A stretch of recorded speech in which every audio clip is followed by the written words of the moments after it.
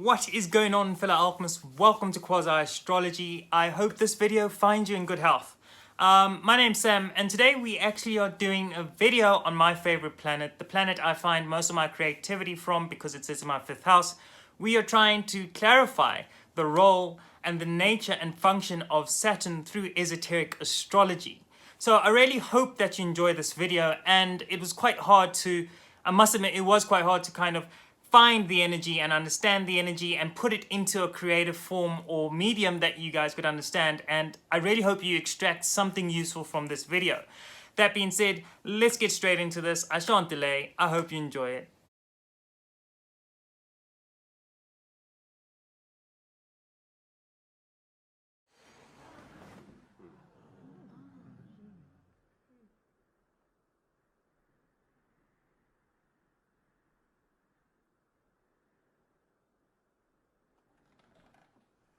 I met a traveller in an antique land, said, "Two vast and trunkless legs stand in the desert.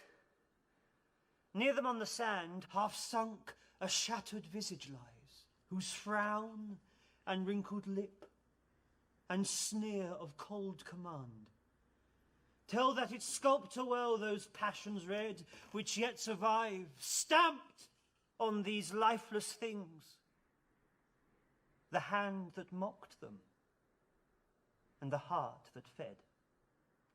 And on the pedestal these words appear: My name is Ozymandias, King of Kings. Look on my works, ye mighty, and despair. Nothing beside remains round the decay of that colossal wreck. Boundless and bare, the lone and level sands stretch far away." And Saturn said, "Bring me men to match my mountains. Bring me men to match my plains. Men with empires in their purpose and new eras in their brains." In Hellenistic mythology, Saturn is the father of the gods, the Titan Kronos, whom in his attempt to hold on to power, for he feared he would lose to his children, devoured his offspring, all except one who was saved by his mother Rhea, who eventually returned and defeated the old Titan of the Golden Age and put in place his own laws and dominion. So in metaphysical alchemy, in which the alchemist performs their magnus opus or great work, Saturn symbolizes the dense baser metal of lead.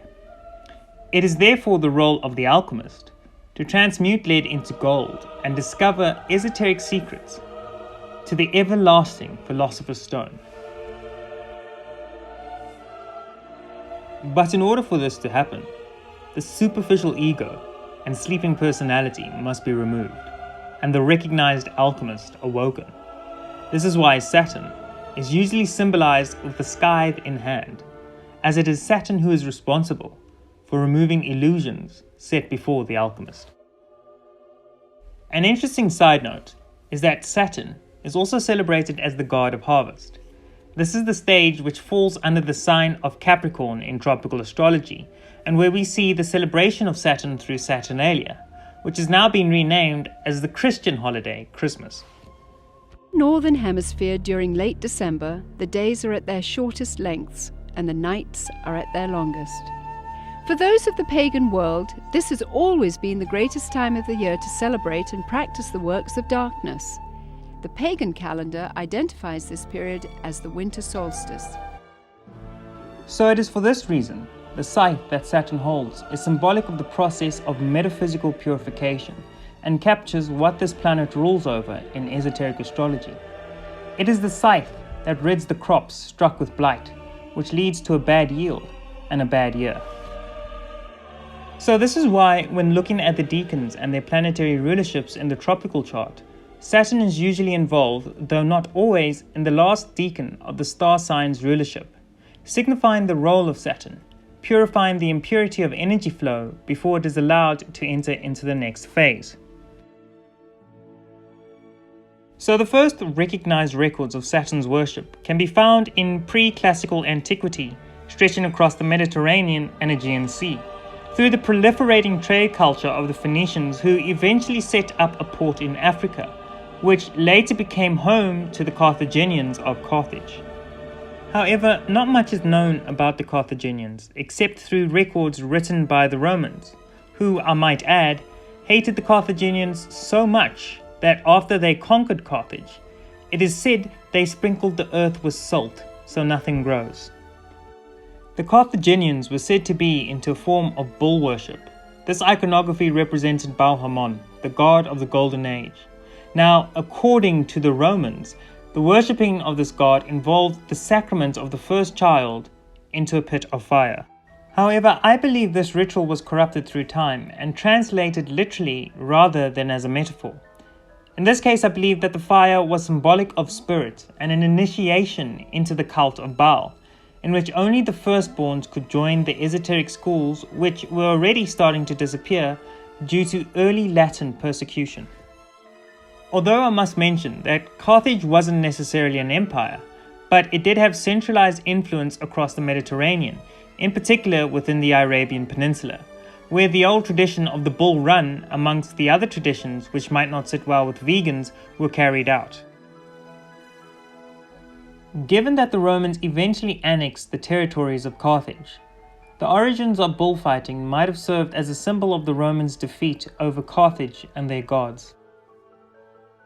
Harking back to Saturn, one can best understand the role of Saturn when looking at the Akkadian association of Saturn with that of the god El.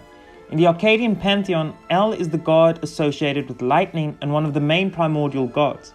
It is here we see the association of Saturn as a planet being described as dry and conducive for huge electrical storms. An interesting side note is that Zeus, who defeated his father Kronos and replaced him as the ruling deity Baal-Hadad, also inherited dominion of lightning, and for this reason both planets rule over similar cosmic laws but approach them differently. So in Hermetic and esoteric fields, Saturn sits above all the classical planets, and alongside Uranus representing the gatekeeper for souls incarnating and leaving planet Earth. This makes Saturn a very sacred planet, and why Saturn is often called the Lord of the Rings, for it is only Saturn who decides who leaves and who doesn't. And it is the role of the alchemist to pass through the hard lessons of Saturn in Capricorn to be deemed worthy of the ascent up into spirit. The alpine ibex are animals who specialize in climbing walls so they may get to the minerals on the rock face. This animal symbolizes the sign of Capricorn, as it is in Capricorn, which represents the higher esoteric initiations the alchemist receives in their great opus towards the cultivation of spirit. This is the hardest stage of the transmutation process, where the alchemist either finally transmutates lead into gold or returns to earlier phases in their development. So what is it that Saturn actually rules over? Well, for that we're going to need a very basic understanding of physics, and if it's in supply, the nature of subatomic particles, in particular electrons. Saturn rules over the electrical charge throughout the solar system, and of course within us. It is Saturn who arranges the positioning of electrons, which are negatively charged, and seeks out protons, which are positive. An interesting phenomenon about electrons is that they don't stay in the same place for long. It's almost as if they are set to a clock, managing out the time in which they spend on a specific operation. This is why Saturn is called the god of time, who uses the scythe to separate electrons that aren't serving their purpose and moving them on.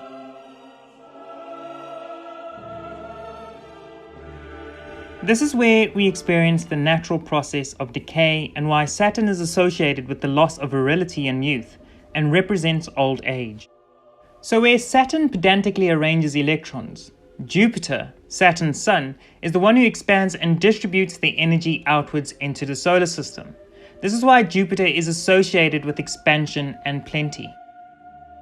This masterful arrangement of Saturn is also why Saturn exalts in the Venus-ruled air sign of Libra, as Libra deals with the balance and aesthetics of our solar system and everything within it.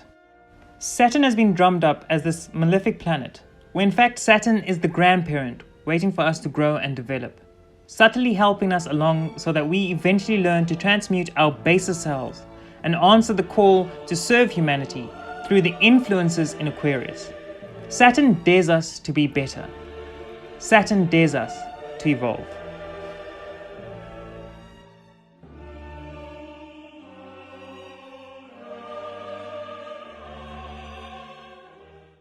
So fellow alchemists, if you've gotten this far and you've reached the end of the video, thank you so much for watching. Please don't forget to subscribe, drop a like down below, go into the comment section down below and tell us what it's like having Saturn, what you think of the video, and more importantly, how you interact and how you use Saturn's energy in your life. So until next time, whenever I do the next video, I'm not sure what it will be, maybe you can make some suggestions. Take very good care of yourself and I'll see you then. Goodbye.